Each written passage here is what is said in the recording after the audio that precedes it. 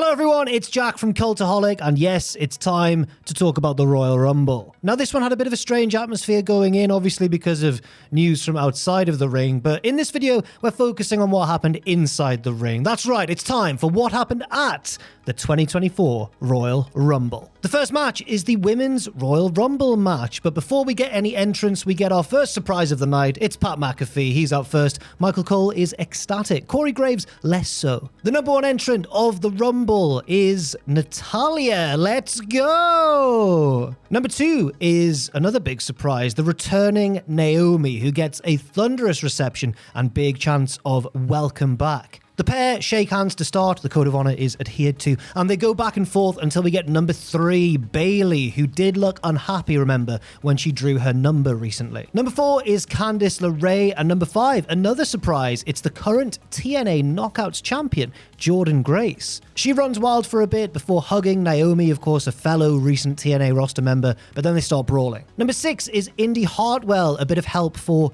LeRae, of course, her tag team partner. Number seven is Asuka, a bit of help for Bayley, her stablemate, although Bayley does look a bit concerned with this, given recent tensions in Damage Control. They do work together, though, for now. Indy almost eliminates Asuka, but Bayley saves the day and gets the first elimination of the match in doing so. Shades of her perhaps trying her best in War Games, only for her stablemates to not really appreciate her efforts. Number eight is Ivy Nile, and number nine is Katana Chance, one half of the recently dethroned Women's Tag Team Champions. Ivy and Grace have dueling delayed vertical suplexes, big shows of strength from both very powerful women, before we learn the identity of entrant number 10, it's another big one, Bianca Belair. Number 11 is Kairi Sane, and Damage Control now start to dominate with this numbers advantage, working together to eliminate Candice LeRae. Number 12 is Tegan Knox. She and Natalya help each other out and have a hug, but then Natalya tries to eliminate Tegan. Tegan turns the tables and throws out Natalya, but then she also gets eliminated by Bayley straight away. Number 13 is Kaden Carter, Katana Chance's tag partner, of course. Kairi almost ends up eliminated, maybe by accident. She ends up in a really tricky position, as you'll see on screen, somehow hanging impressively off the apron, inches from the floor, but like totally stuck with no way of getting back up. She does fall in the end, and then Asuka is eliminated shortly afterwards too, so maybe it was on purpose, maybe it was all part of the plan. Either way, Bayley is all alone without any help, quite early in the match. Number 14 is Chelsea Green, who almost gets eliminated immediately, like in the past, but she manages to cling on. Bianca hits the KOD on Jordynne Grace on the apron, and the TNA Knockouts champion is gone. Number 15, Piper Niven, who catches her tag partner flying off the apron. She pretends she's going to drop her on the floor like, oh, but she's just kidding you guys, and sets Chelsea on the ring steps. Number 16 is Xia Li, who comes out with two swords and then leaves them on the ramp. Foolish. Number 17 is Zelina Vega, and I'm not even going to pretend to know what her outfit is a reference to. Let me know in the comment section down below. Number 18 is Maxine Dupree, who cowers from Piper Niven and clings onto her leg. Shortly afterwards, Piper manages to eliminate Kaden Carter. Number 19 is Nia Jax, who headbutts Xia Li off the apron, and Ivy Nile goes shortly afterwards as well. Piper then takes on Nia in a clash of powerhouses, and this leads to Chelsea Green just continuously getting inadvertently squashed in the corner. She is completely out of it, semi-conscious, out on her feet, and commentary find it really funny. They're laughing a lot at this stage of the match. She just keeps taking moves while unconscious on the canvas. It is a good comedy spot, to be fair. Number 20 is Shotzi.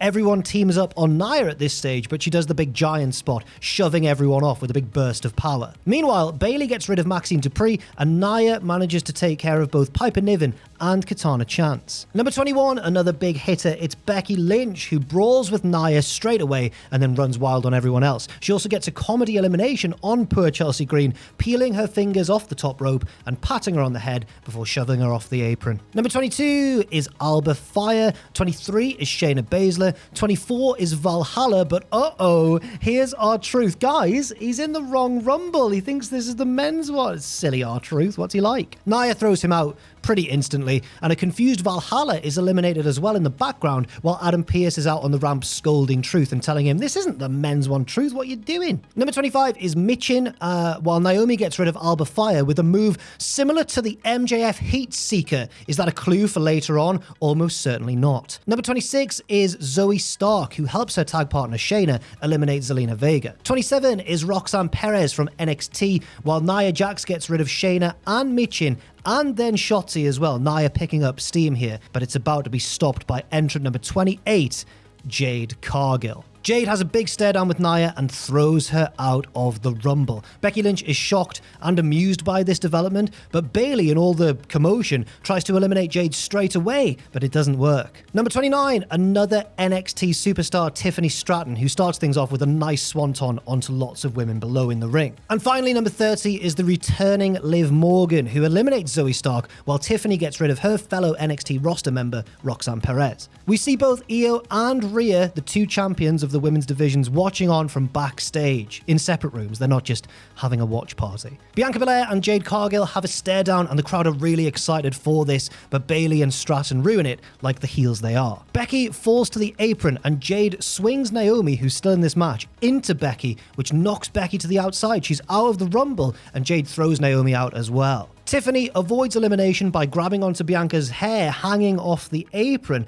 but Bayley kicks them both out, and all of a sudden, we are down to the final three of Bayley, Liv Morgan, and Jade Cargill. All three women fight to the apron. Bayley and Liv are throwing big shots at Jade, but she just keeps hanging on. Liv then manages to get Oblivion on Jade, hurling her off the apron to the outside, but before we can even realize what's happened, Bayley slips back into the ring and kicks Liv out as well, and Bayley wins the 2024 Women's Royal Rumble. Bayley does the thing, she points to the sign, fireworks go off, we see Becky looking distraught at ringside, and we see Io looking quite interested backstage. Rhea, by the way, is watching too, and she has a big smile on her face. What will Bayley do? Who will she choose? I mean, it's probably going to be Io, isn't it? At some point.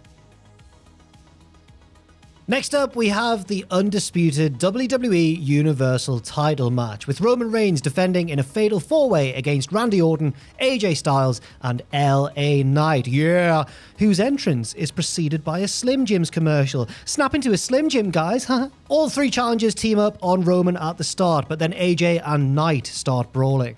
Orton and Knight take turns suplexing their opponents onto the announce table, then fight amongst themselves, and Orton eventually hits a suplex on Knight as well. Back in the ring, Roman gets on top for a while and the match slows down, but then LA Knight takes control and does his big Shelton Benjamin leap to the top rope before hitting a big superplex on AJ Styles. He also gets the BFT on Roman, 1-2, but AJ breaks it up, and they act on commentary like that would have been it, and Knight got unlucky again. Then the story sort of becomes Roman getting lucky with AJ hitting a Styles Clash on him, which also gets broken up. But again, Roman doesn't kick out. He just gets lucky with the pinfall being broken up. Randy catches AJ on the top rope and hits an RKO, then one to LA Knight. Then Roman flies in with a Superman punch, which gets reversed by Randy into another RKO. He makes the cover, 1-2, and the referee gets pulled out of the ring by Solo Sikoa, who has suddenly appeared at ringside. He hits a Samoan spike to Randy and one to LA Knight. He then lays both men on top of each other and heads outside. He tries to smash AJ Styles through the crowd barricade, but AJ gets out of the way and Solo crashes through himself. Back in the ring, Roman gets hit with a phenomenal forearm and falls onto the pile of Orton and Knight. Styles covers everybody, 1-2, but then Orton on the bottom of the pile gets a shoulder up before 3. AJ gets a chair from under the ring and beats Roman down. Knight gets the same treatment, but Orton hits a thumb to the eye to get away from the punishment. He staggers into the middle of the ring, but suddenly Roman hits a spear on Randy, but then Randy manages to roll to the outside. Knight goes for the BFT again, but Roman shoves him into the ropes, knocking AJ down mid-springboard attempt. Then Roman hits a spear to AJ and wins the match. Roman Reigns is still our champion, but I think the story they told here is that he's getting increasingly lucky with these defenses. Next up, the US title match with Logan Paul defending against Kevin Owens. Logan offers a handshake to start, but Owens wisely doesn't take the bait and beats Paul down. He throws him around the ringside area and I think at one point nudges a GoPro off the crowd barricade, which Logan may have set up. I didn't really see what it was, I assumed it was a GoPro, and if so, and Owens is messing with Logan's vlog, then I think that is quite funny. Logan gets back in control by stomping Owens' injured hand and slamming it into the ring post. Back in the ring, he hits his big standing moonsault and continues to work the injured hand. He goes for a 619, but Owens avoids it and hits a lariat, but again, it's with the injured hand. A little bit later on, Owens gets a pair of cannonballs in the corner and heads up top with the big frog splash, but it only gets 2. He tries the swanton bomb, but Logan gets the knees up and heads up for a swanton of his own, but Owens rolls out the way and Logan crashes onto the canvas. Logan hits the buckshot lariat, although they don't call it that on commentary, and a big splash from the top, but Kevin kicks out at 2. Logan takes Owens up top and calls out Corey Graves on commentary, who claimed that no man could superplex Kevin Owens, and sure enough, Owens reverses the superplex into an avalanche suplex of his own, but Logan kicks out. Logan avoids a stunner and kicks Owens' hand. He goes for the big right hand as well, but Owens hits a super kick to avoid it and tries another stunner, but Logan slips out and connects with the knockout blow. 1, 2, Kevin Owens kicks out. Logan calls for his crony to give him the brass knuckles like he has done in the past, but the referee sees this and calls security to escort the guy out. Meanwhile, in all the confusion, Austin Theory and Grayson Waller run down, and Theory slips Logan the weapon. Owens gets 2 from a roll-up and catches the right hand with the knuckles on it. He takes them off, puts them on his own fist, and hits a big right hand of his own. The referee doesn't see it, makes the count, but then spots the brass knuckles and DQs Kevin Owens, with victory in his very grasp. Logan celebrates the fluke win, but a furious Owens attacks him and powerbombs him through the announce table. Kevin Owens loses via DQ, and Logan Paul is surely carrying this belt into WrestleMania. And finally, the main event of the night, the Men's Royal Rumble match. Number 1 is Jey Uso. Number 2 is Jimmy Uso. The brothers have a big stare down and go back and forth as Jey almost gets an elimination, but Jimmy hangs on. Number 3 is Grayson Waller, who has a mic and cuts a promo on the pair heading down to the ring, saying nobody cares about this sibling rivalry. He gets on the apron and gets immediately super kicked down, but then finally officially enters the Rumble and strikes up a heel alliance with Jimmy, and they team up to beat Jey down. Number 4 is the returning Andrade. He heads to the ring to a big reception and hits the 3 amigos on Waller, but the third one gets blocked. Number 5 is Carmelo Hayes from NXT, who gets the first elimination of the match on Grayson Waller before too long. 6 is Shinsuke Nakamura. Jimmy tries to offer a heel alliance, but gets kicked instead. Jimmy, this would be like a theme of his throughout the match, always trying to make heel alliances to mixed results. Number 7 is Santos Escobar. He has literally a Mexican standoff with Andrade, but then Santos tries to make friends with him, and Andrade is not interested. Number 8 is Karrion Kross, who probably wanted more heat than he got. Someone who wasn't needing any extra heat at all was number 9, Dominic Mysterio, who takes his time soaking in the booze, but eventually does get into the ring. Number 10 is Carlito, who gets an apple out from his trunks and takes a bite, bit weird to get it from there, and spits it into Escobar's face before eliminating him. That's obviously an ongoing rivalry. Number 11 is Bobby Lashley, who also eliminates his current rival, Karrion Kross. Now we get a bit of fire to Karrion Kross's storyline, thankfully for him, as the Authors of Pain and Paul Ellering head down to ringside, but are stopped by referees. Meanwhile, Kross pulls Lashley off the apron as a way of kind of revenge for his elimination, so Bobby starts brawling with the whole stable at ringside, and the Street Profits run out to join in. Number 12 is Ludwig Kaiser, who avoids the brawl, spilling backstage as he heads down to the ring. Number 13 is Austin Theory, and number 14 is Finn Balor, who eliminates Carmelo Hayes to save Dom from an elimination of his own.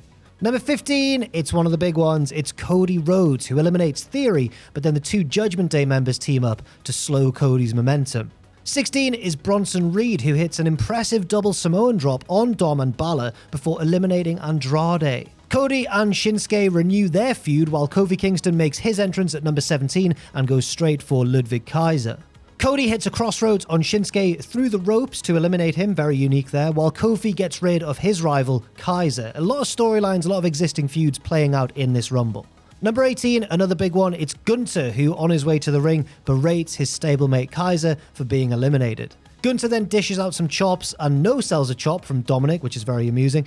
Jimmy tries to make an alliance, of course, with Gunther and obviously gets chopped as well. Gunther eliminates Kofi, and commentary remind us that they're going to face off in a match for the IC title on Monday Night Raw in a couple of days' time.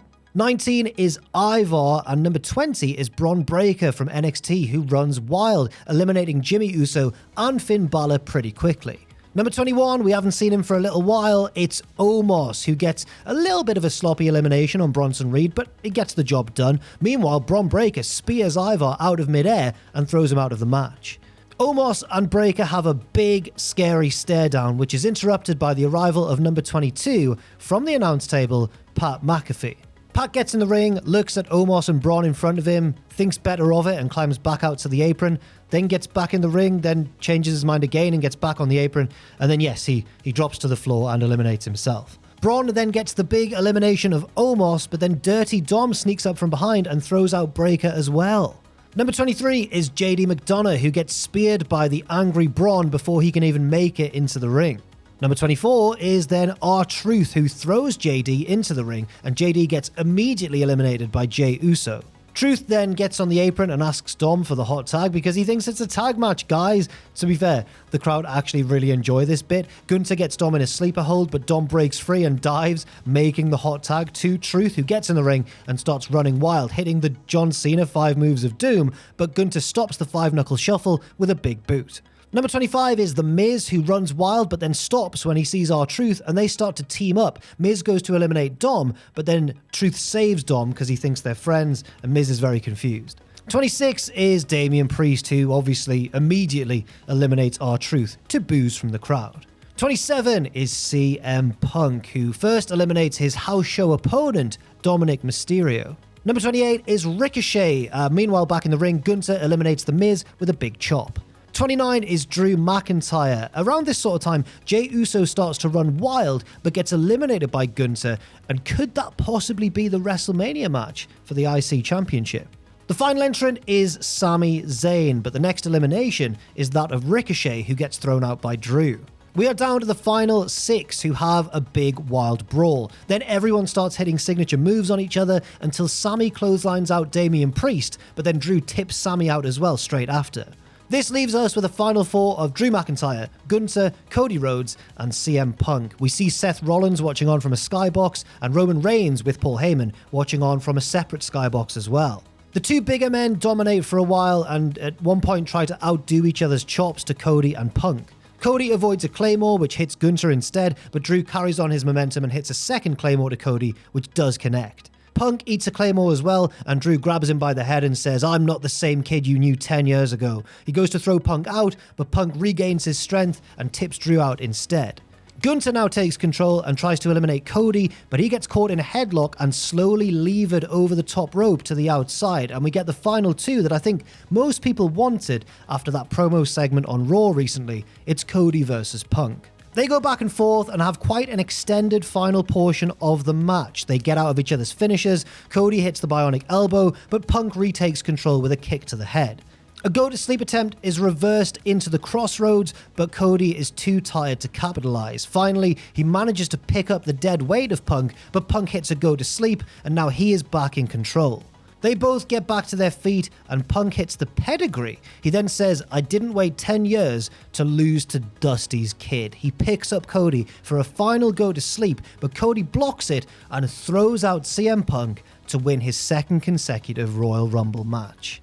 It's a big emotional victory for Cody Rhodes. The crowd love it. They were even booing Punk down the stretch when he was acting quite smug and heelish, so it worked really well. Cody points at the sign, the fireworks go off, but then he also points at Roman Reigns' skybox, where Roman raises the belt. A dramatic ending to a dramatic Royal Rumble show. Thank you very much for watching. I've been Jack from Cultaholic. Thank you very much to Joel and Pierce for editing this video as well. And let me know what you thought of any of these matches in the comments section down below. And what do you think is going to happen as we head along the road to WrestleMania 40? Thank you once again, and I'll see you very soon.